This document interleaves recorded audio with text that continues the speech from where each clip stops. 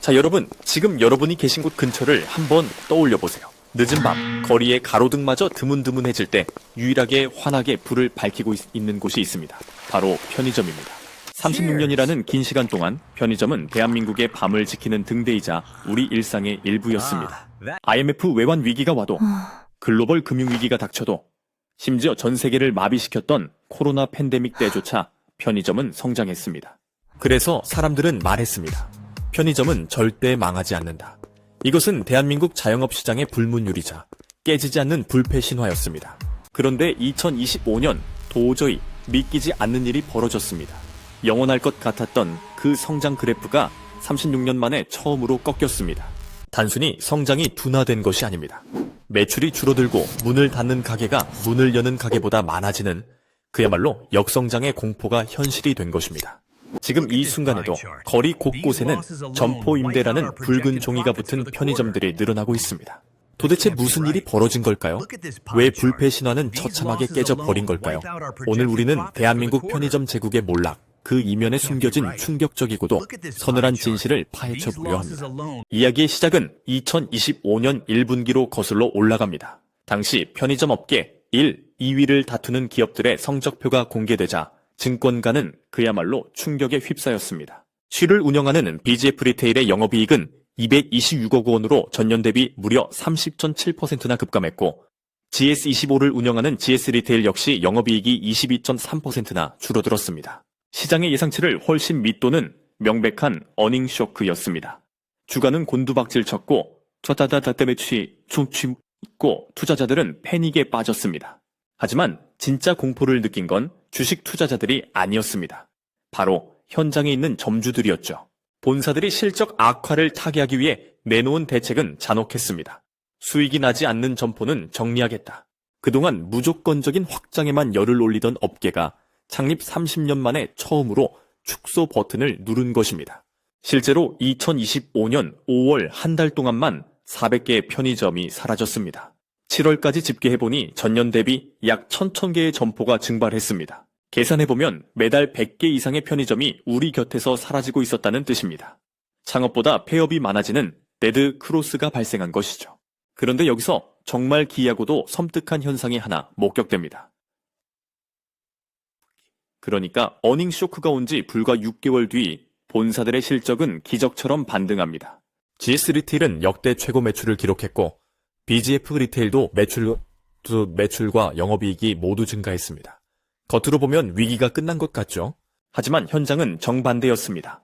본사의 실적 잔치가 벌어지는 그 순간에도 전국의 편의점들은 여전히 한 달에 100개씩 문을 닫고 있었습니다. 이게 무슨 의미일까요?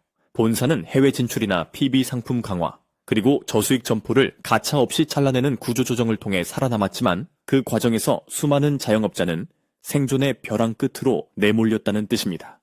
같은 편의점이라는 간판을 달고 있지만 본사와 점주의 운명이 잔인하게 갈라지는 비극이 시작된 겁니다. 도대체 우리는 어쩌다 편의점 공화국이 되었고 또 어쩌다 이런 위기를 맞게 된 걸까요? 시계를 36년 전으로 되돌려 보겠습니다. 1989년 5월 서울 송파구의 올림픽 선수 기자촌 아파트 상가. 낯선 간판 하나가 사람들의 시선을 사로잡았습니다. 세븐일레븐, 대한민국 편의점 역사의 시작이었습니다. 당시 사람들에게 편의점은 문화, 충격 그 자체였습니다. 아니, 밤 12시가 넘었는데 가게 문이 열려 있다고? 라면을 끓여 먹을 수 있다고?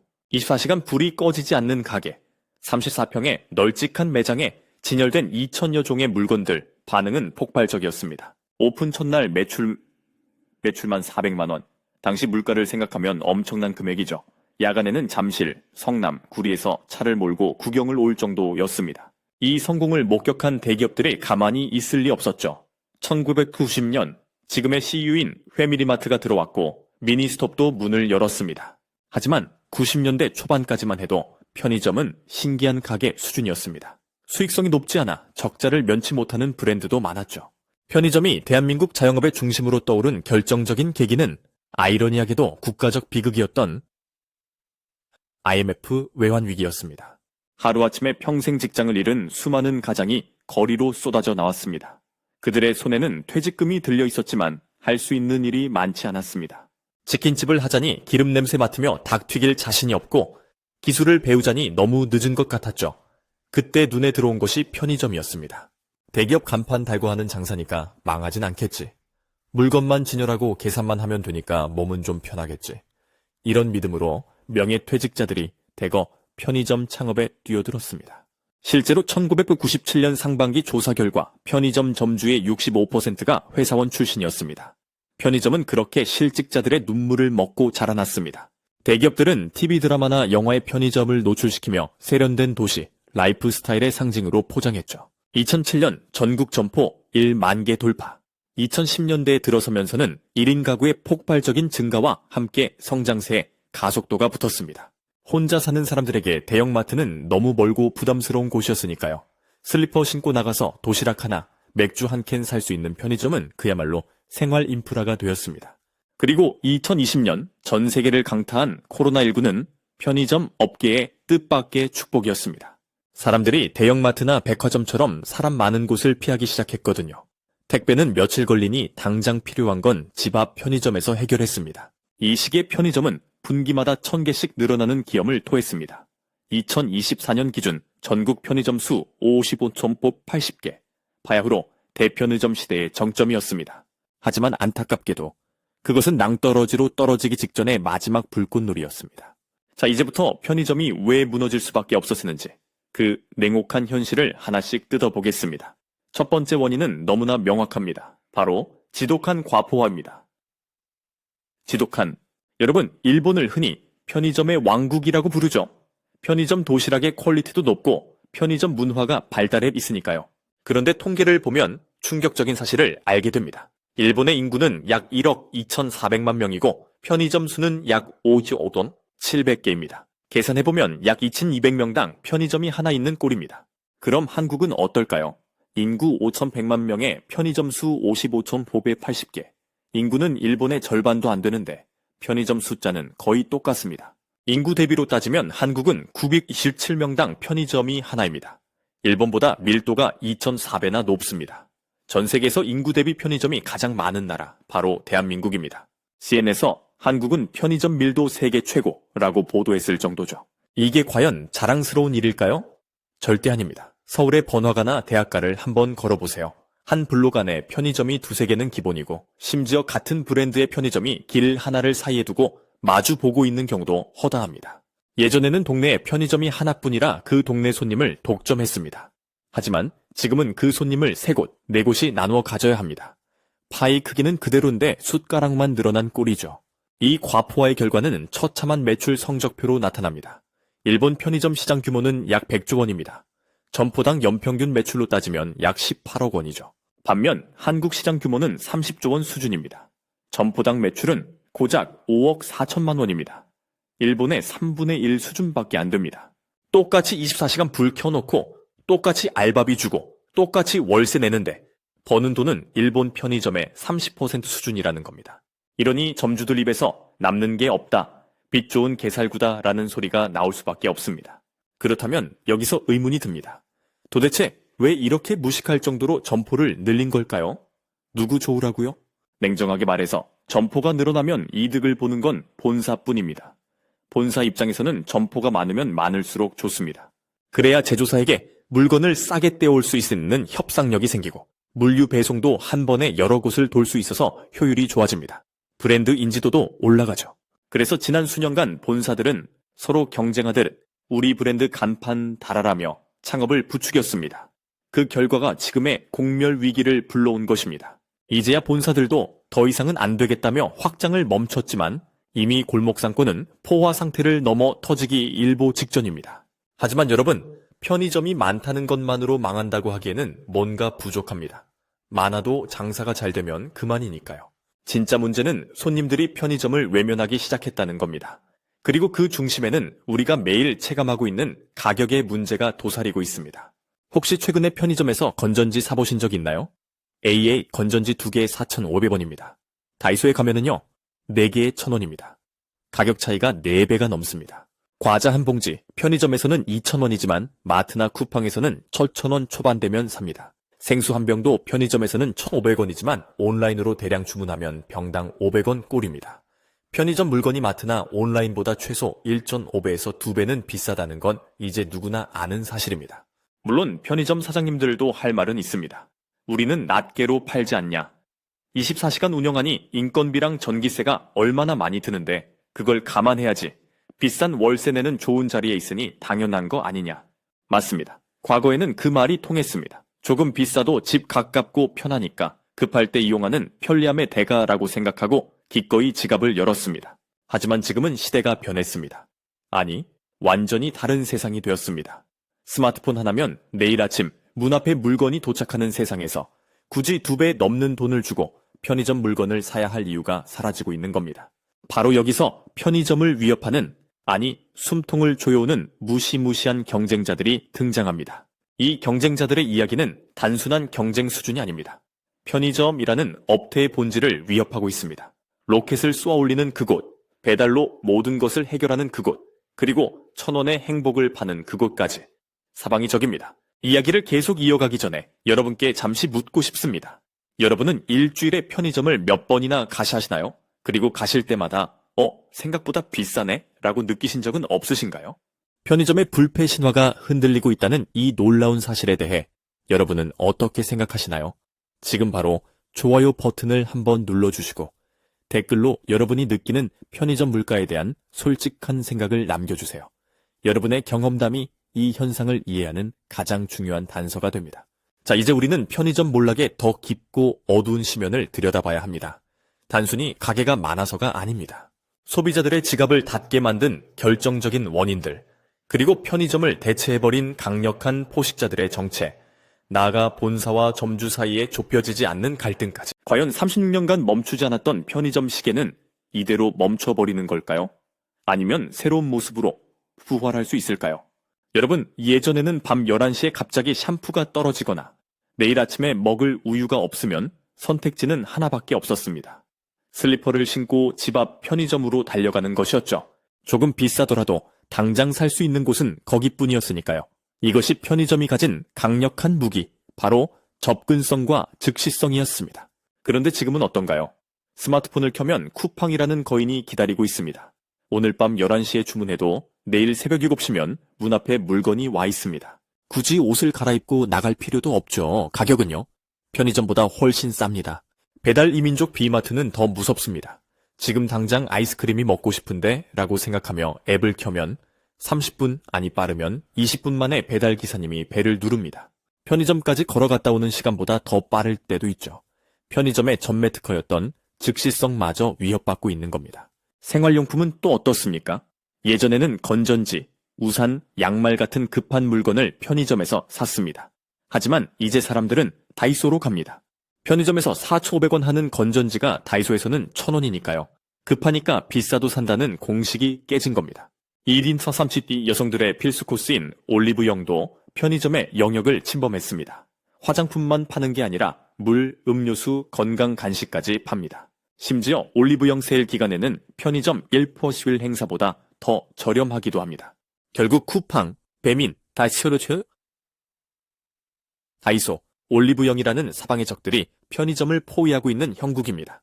과거 편의점은 심야 시간과 근거리 쇼핑의 유일한 지배자였지만 이제는 수많은 대체제자의 중 가장 비싸고 가장 매력 없는 선택지로 전락할 위기에 처한 것입니다. 독점의 시대가 끝난 것이죠. 하지만 편의점을 진짜 벼랑 끝으로 밀어넣는 건 경쟁자가 아닙니다. 바로 얼어붙어 버린 우리네 지갑 사정, 즉 경기 침체입니다. 경제학에서는 편의점 소비를 불황에 강한 소비라고 했습니다. 경기가 어려워도 라면은 먹고 담배는 피우니까요. 하지만 지금의 불황은 차원이 다릅니다. 사람들이 편리함이라는 가치에 지갑을 닫기 시작한 겁니다. 냉정하게 계산해 볼까요? 편의점 삼각김밥 하나에 2,000원 시대입니다. 컵라면 하나 곁들이면 3,500원이죠.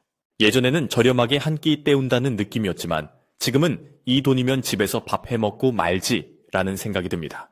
집에서 쌀 씻어서 밥 해먹으면 한 그릇에 500원도 안 드니까요. 편의점 커피 2,500원, 3,000원.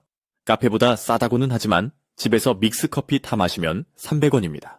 주머니 사정이 넉넉할 때는 귀찮으니까 그냥 사 먹자고 했던 그 2,000원, 3,000원의 지출을 사람들이 이제는 아까운 돈으로 인식하기 시작했습니다. 편의점 매출 구성을 뜯어보면 이 위기가 더 적나라하게 보입니다. 편의점 매출의 40% 가까이를 차지하는 게 뭘까요? 바로 담배입니다.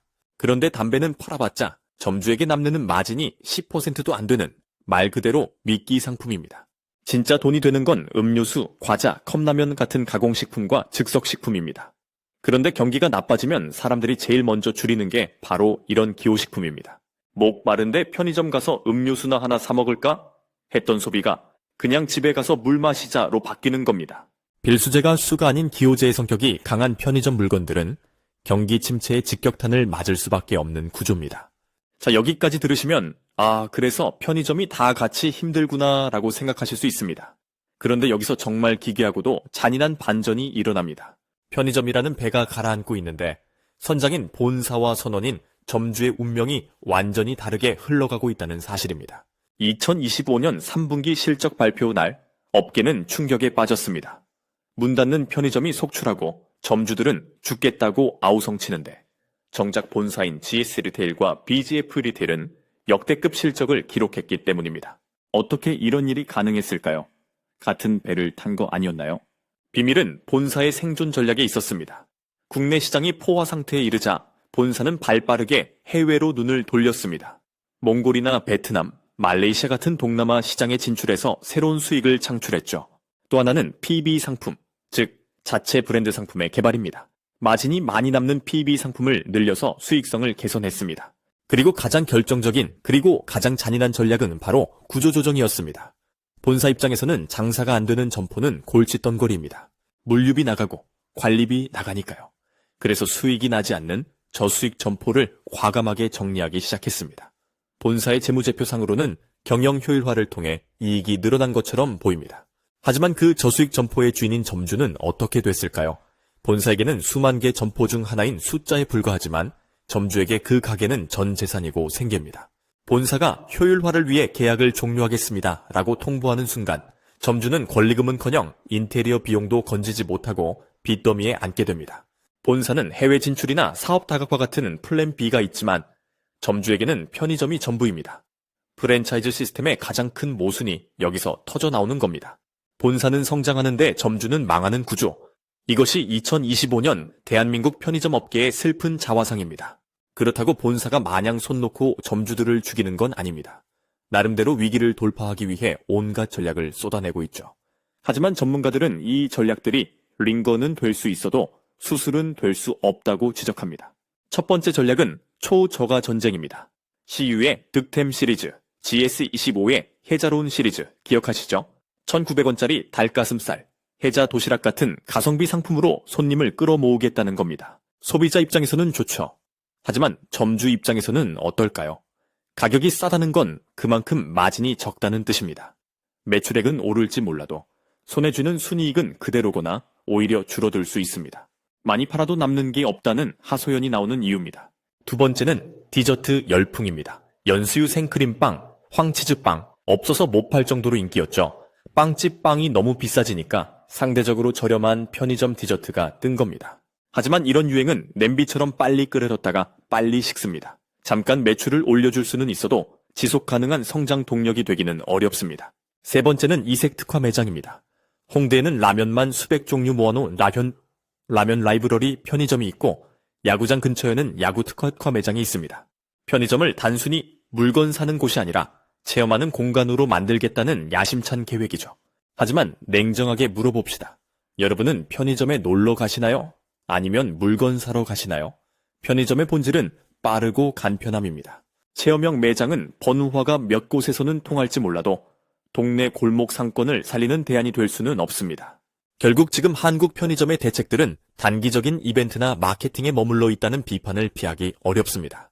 그렇다면 우리보다 먼저 고령화 저성장의 늪에 빠졌던 그리고 편의점 왕국이라 불리는 일본은 이 문제를 어떻게 해결했을까요? 일본도 한국과 똑같은 위기를 겪었습니다. 점포는 너무 많고 인구는 줄고 알바생 구하기는 하늘의 별 따기였죠. 하지만 일본의 대응은 조금 달랐습니다. 그들은 인구 구조의 변화, 즉 고령화에 주목했습니다. 일본 시골 마을에는 트럭 편의점이 돌아다닙니다. 거동이 불편해 시내까지 나올 수 없는 노인들을 위해 편의점이 트럭에 물건을 싣고 직접 찾아가는 겁니다. 손님이 안 오면 우리가 간다는 역발상이죠. 단순히 물건만 파는 게 아니라 지역 커뮤니티 역할을 하며 노인들의 안부를 묻기도 합니다. 또 어떤 매장은 건강관리소로 변신했습니다. 편의점에서 혈압을 재고 건강 상담을 받고 노인용 기저귀나 유동식 같은 간병용품을 전문적으로 팝니다. 약국과 편의점을 합친 형태의 드럭스 토어형 편의점을 늘려나가는 거죠. 단순히 웰프원 행사합니다 라고 외치는 게 아니라 사회가 늙어가는 흐름에 맞춰 편의점의 역할 자체를 재정의한 겁니다. 한국 편의점 업계가 뼈 아프게 참고해야 할 대목입니다. 자, 이제 마지막으로 편의점의 미래를 예측해 보겠습니다. 과연 우리 집 앞 편의점은 내년에도 그 자리에 있을까요? 전문가들의 전망은 냉혹합니다. 편의점의 황금기는 끝났다. 이제는 성장기가 아니라 성숙기, 아니 구조조정기에 접어들었다는 게 중론입니다. 앞으로 편의점 시장은 적자 생존의 법칙이 아주 잔인하게 적용될 것입니다. 지하철역 안에 있는 편의점, 대학교 캠퍼스 내 편의점, 혹은 대형 병원 안에 있는 편의점, 이런 특수 입지 점포들은 살아남을 겁니다. 여기는 경쟁자가 들어올 수 없고 유동 인구가 보장되니까요. 하지만 평범한 주택가 골목, 빌라촌 1층에 있는 어정쩡한 편의점들은 앞으로 몇 년 안에 자취를 감출 가능성이 큽니다. 한 블록에 3개씩 있던 편의점이 하나로 통폐합되거나 아예 무인 아이스크림 가게나 밀키트 점포로 바뀔 수도 있겠죠. 브랜드 간의 합병도 일어날 수 있습니다.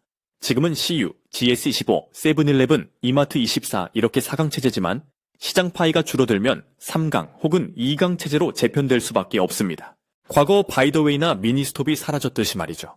36년 동안 단 한 번도 멈추지 않고 달려왔던 편의점이라는 열차.